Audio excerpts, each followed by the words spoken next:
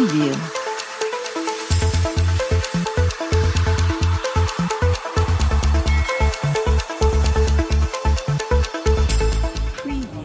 बिस्मिल्लाहिर्रहमानिर्रहीम। अस्सलामु अलैकुम।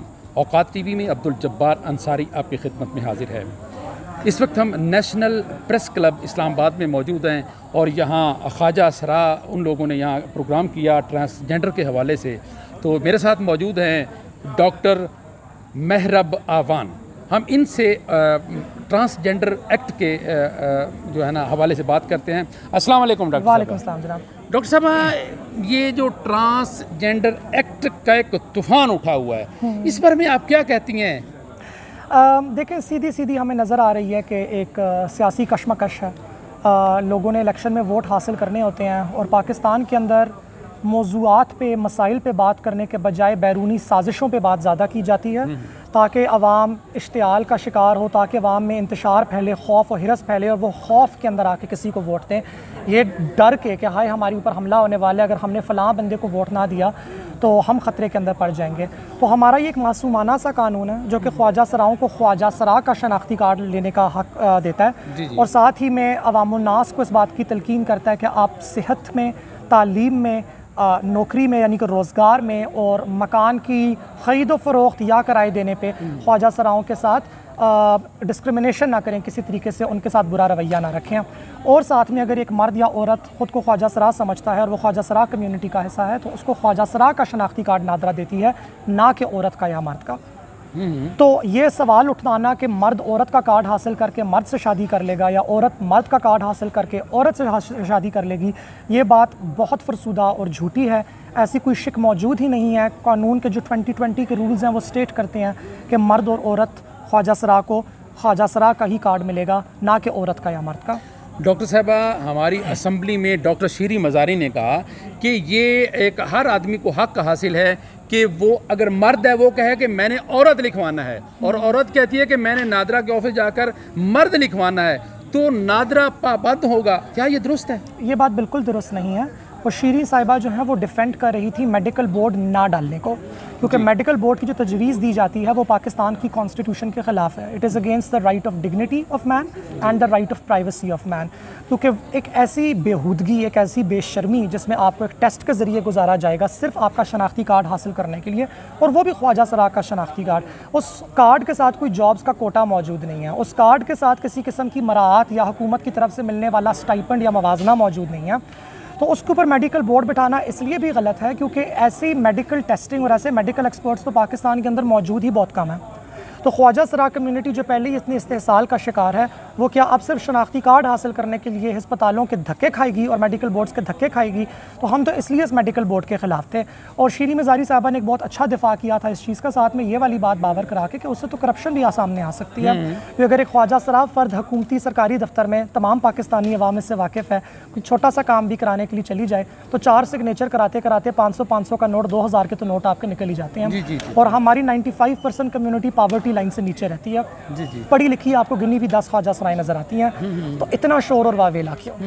एक मुल्क में इतना इंतशार फैलाने की वजह क्यों? इज्जत के साथ पर्दे के अंदर रहते हुए इन तमाम कामों को किया जा सकता है और हमारे कानून की भी यही काविश थी। डॉक्टर साहबा, उन्होंने कहा है कि ये जो मेडिकल की पाबंदी है ये नहीं होनी चाहिए। वैसे बंदा कहकर जाकर कह दे, कोई औरत कह दे कि मैं मर्द हूँ, मुझे मर्द लिखें, और औरत मर्द कह दे कि मुझे औरत लिखें। बिल्कुल, इसकी मेडिकल की पाबंदी नहीं होनी चाहिए। बस जो कहता है वो कर दो, ये ठीक है। मैं ये पूछना चाह रहा हूँ, ये एक्चुअली होता ही नहीं है। This does not happen. अगर आप जाके कहते हैं कि मैं खुद को मर्द महसूस करता हूँ जबकि मेरे शनाख्ती कार्ड पे औरत लिखा हुआ है, तो नादरा बोलेगी कि हम आपके जज्बात की इज्जत करते हैं, लेकिन कार्ड आपको फिर भी ख्वाजा सरा यानी एक्स का ही मिलेगा। और अगर एक मर्द जाके कहे कि जी मैं खुद को औरत महसूस करता हूँ, मुझे औरत का शनाख्ती कार्ड दें, तो भी नादरा यही जवाब देगी कि जी आप जो भी महसूस करते हैं कार्ड आपको ख्वाजा सरा का ही मिलेगा। और जब आपको ख्वाजा सरा का कार्ड मिल जाता है तो फिर आप शादी ब्याह के हक से महरूम हो जाते हैं। तो आपके जज्बात हैं, उस पर किसी किस्म का कोई मसला नहीं है। रियासत को या अवाम को अगर है तो होता रहे किसी भी तरीके से, लेकिन नादरा आपको फिर भी ख्वाजा सरा का ही शनाख्ती कार्ड देगी। डॉक्टर साहबा, हमारे मुआशरे में ये जो है ना बात रिवाज पा रही है, बिल भी मंजूर हो गया, दीगर ममालिक में भी ये हुआ है, तो ये क्या कोई इंसानियत के कत्ल की तरफ तो हम नहीं जा रहे? बिल्कुल भी नहीं, बल्कि मुझे ये लगता है कि बरतानवी साम्राज्य और मगरबी ताकतों ने जो एक साम्राज्य सिलसिला शुरू किया था 1800 के अंदर, 19वीं सदी के अंदर दुनिया पे काबिज होने का, बरसगीर पाको हिंद में भी आए, अमेरिका भी गए, उन पे भी कब्जा किया। उस असना में जब उन्होंने इन तमाम सकाफ़तों के अंदर ख्वाजा सराओं को देखा या तीसरी जिन्स को देखा, तो ये बात उनसे हज़म नहीं हो पाई, क्योंकि वो ये समझते थे कि उनकी सकाफ़त हमारी सकाफ़त से ज़्यादा बरतर है, और वो ये समझते थे कि उनकी सकाफ़त में मर्द का जंगजू होना और औरत का घर बैठ के चाय की प्याली बनाना ही दरअसल इर्तिका की एक आला निशानी है। जबकि हमारे यहाँ ख़वातीन मुजाहिदीन भी रह चुकी हैं, मलकाएँ भी रह चुकी हैं, और ख्वाजा सरा आला ओहदों पर भी फाइज थे। तो उन्होंने बरतानिया ने पाकिस्तान और इंडिया के अंदर criminal tribes act 1, criminal tribes act 2 लगाए, 2 कानून लगाए सिर्फ और सिर्फ ख्वाजा सराओं को क्रिमिनल डिक्लेयर करने के लिए। तो हमारी तरफ से ये वाले कवानीन सामने लाना दरअसल बरतानवी साम्राज्य और गोरी फार्म लोगों की जो एक नस्ली बर्तरी की जो एक सियासत है उसको ख़त्म करने की एक मुहिम है, ताकि हम दिखा सकें कि हमारी मुसलमान सकाफ़तों में और बरसगीर पाक हिंद की सकाफ़तों के अंदर सिर्फ मर्द और औरत मौजूद नहीं, ख्वाजा सरा भी मौजूद हैं। और 150 साल तक जलालत का शिकार रहने के बाद हम दोबारा अपनी रवायती और अपनी मकामी हकूक़ को दोबारा बहाल कर सकते हैं।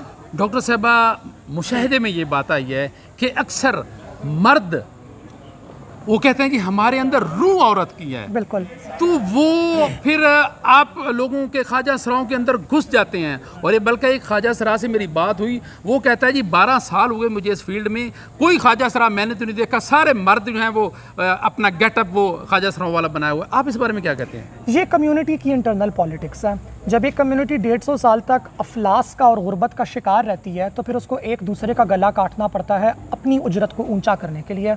और हमारे यहाँ उजरत कमाने का तरीका सिर्फ जिस्म फरोशी, भीख और मुजरों पे जाके नाचना है। तो अगर एक ख्वाजा सरा मैं हूँ और मैं मुजरों पे जाके नाच रही हूँ, और एक दूसरी ख्वाजा सरा मेरे मद्दे मुकाबले आ जाती हैं, तो मैं किसी ना किसी तरीके से उनके पाँव या उनके कंधे और उनके गोडे काटने की कोशिश करूँगी। और ये जो एक डिवाइड एंड रूल की पॉलिसी है, ये भी मैं दोबारा कहूँगी बरतानवी साम्राज्य ही हमारे आगे छोड़ के गई है।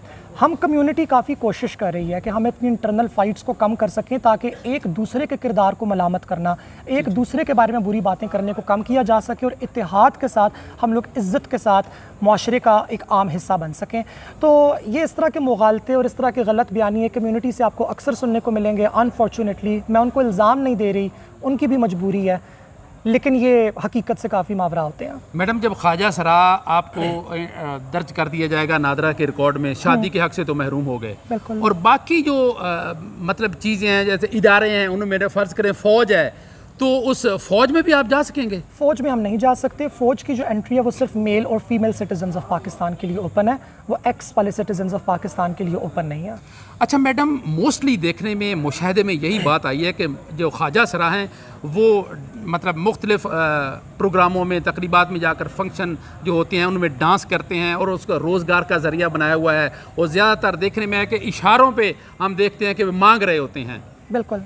तो क्या इनका रोज़गार सिर्फ यही है कि और इख्तियार नहीं? कि आप माशाल्लाह डॉक्टर हैं, प्रैक्टिस करती हैं बाकायदा आप, तो इस तरफ रुझान क्यों नहीं लाया जा रहा? कोई जायज़ तरीका रोज़गार का अपनाया जाए। देखिए 2018 के अंदर हमारा कानून पास हुआ, और 2018 के भी तकरीबन इख्तिताम पे अभी मुश्किल से हमें 4 साल हुए हैं। तो अगर आप हमें पाकिस्तान के शहरी के तौर पे देखें, तो हमें पाकिस्तान का शहरी बनने हुए सिर्फ 4 साल हुए हैं, जबकि मर्द और औरतों को पाकिस्तान का शहरी बने हुए 75 साल हो चुके हैं। तो हमारी उम्र अभी बहुत कम है, और हमारी ये काविश जारी है कि हम लोगों को सिग्नल से और मुजरों से और लोगों के कोठों से उठा के एक इज़्ज़तगार नौकरी की तरफ ला सकें। और हमारे कानून के अंदर सेक्शन 9 में शिक मौजूद है कि अगर किसी ख्वाजा सरा को भीख मांगने पे मजबूर किया गया, तो उस बंदे को 6 साल की कैद और 50,000 का जुर्माना होगा। तो हमने तो कानून के ज़रिए भी और अपने एक्टिविज़म के ज़रिए भी इस चीज़ की काविश की है। इस चीज़ पे वक्त लगता है, आज नहीं तो कल, कल नहीं तो परसों ज़रूर हम चाहते हैं कि एक ऐसा पाकिस्तान आए जहाँ पे एक जिन्स की बुनियाद पे नहीं, सिर्फ शहरी होने की बुनियाद के ऊपर एक इंसान को तमाम हकूक़ दिए जाएँ और वो माशरे का इज़्ज़तदार तबका बन सके। इलेक्शन होने वाले हैं, तो उसमें आपका जो ग्रुप है, आपके ख्वाजा सरा हैं, वो हिस्सा ले रहे हैं? बिल्कुल हिस्सा ले रहे हैं, और ना सिर्फ हिस्सा ले रहे हैं बल्कि इस दफ़ा शायद आपको 1-2 जीतें भी नज़र आएँ। और शायद पाकिस्तान दुनिया का वो पहला मुल्क बने जहाँ पार्लिमान के अंदर ख्वाजा सरा डायरेक्ट इलेक्शन के ज़रिए आएँ, क्योंकि ख्वाजा सरा की जो जंग है वो फ़कीरी की जंग है, वो आम आवाम की जंग है, वो अवामुन्नास की जंग है। हम अशरफिया के साथ नहीं लड़ते, हम अशरफिया के लिए नहीं लड़ते, हम उस कम्युनिटी के लिए लड़ते हैं जो सबसे ज़्यादा पिसी हुई है, हम क्लास के लिए लड़ते हैं। क्योंकि जब हम ख्वाजा सराओं के हकूक़ की बहाली की बात करते हैं तो हम तबकाती निज़ाम के ख़ात्मे की भी बात करते हैं, क्योंकि 95% ख्वाजा सरा गुरबत की ज़िंदगी गुजार रहा है और हम उसकी गुरबत ख़त्म करना चाहते हैं। तो दरअसल हम लोग तबकाती निज़ाम को ख़त्म करना चाहते हैं। तो आप लोग हमें सियासत के अंदर देखेंगे बहुत सी दाएँ बाजू की जमातों के साथ पाएंगे, और इंशाअल्लाह ताला अगर हमारी कम्यूनिटी के लोगों को पार्लियामान में आने का मौका मिला तो वो अवाम-उन्नास की खिदमत करेंगे, ना कि अशरफिया की। ये दाएँ बाजू और बाएँ बाजू की ज़रा वजाहत कर दीजिए, क्या कहना चाहते हैं? दाएँ बाजू की जमात को अंग्रेज़ी के अंदर राइट विंग कहा जाता है, और ये वो अफराद होते हैं जो मज़हब का नाम इस्तेमाल करके या सरमायादाराना का निज़ाम का की लैंग्वेज, उसकी गुफ्तार इस्तेमाल करके फ्यूडलिज़म को, इंडस्ट्रियलिज़म को, मॉडर्निटी को प्रोटेक्ट करने की कोशिश करती है। और बाएं बाजू यानी कि लेफ़्ट विंग की जमातें वो जमातें होती हैं जो कि इंसाफ, अदल, तबकाती निज़ाम के ख़ात्मे और लोगों के बीच में पैसे की मुनसिफाना डिस्ट्रीब्यूशन का जिक्र करती हैं। आप जमाती बुनियाद पर इलेक्शन में आएंगे या अपने तौर पर आज़ाद खड़े होंगे? ये तो देखने की बात है। मैं तो इलेक्शन नहीं लड़ूंगी, लेकिन जो इलेक्शन लड़ेंगे उनको देखने की ज़रूरत है। मेरे ख्याल से पार्टी बुनियाद के ऊपर ही आएंगे जी। मुझे तो कुछ ऐसी ही सूरत हाल लग रही है। अच्छा अच्छा। मैडम आपका बहुत बहुत शुक्रिया, आपने औकात चैनल के लिए वक्त निकाला। जी ख़वातीन व हज़रात, आपने डॉक्टर महरब की गुफ्तगू सुनी, बहुत पुरमग़ज़ गुफ्तगू की, बहुत मज़ा आया हमें। तो इनका सिर्फ़ एक ही मुतालबा है कि इनको इनके हुकूक़ दिए जाएँ। अब्दुल जब्बार अंसारी को और मेरी मुअज़्ज़ज़ मेहमान मैडम महरब आवान को इजाज़त दीजिए। अल्लाह हाफ़िज़।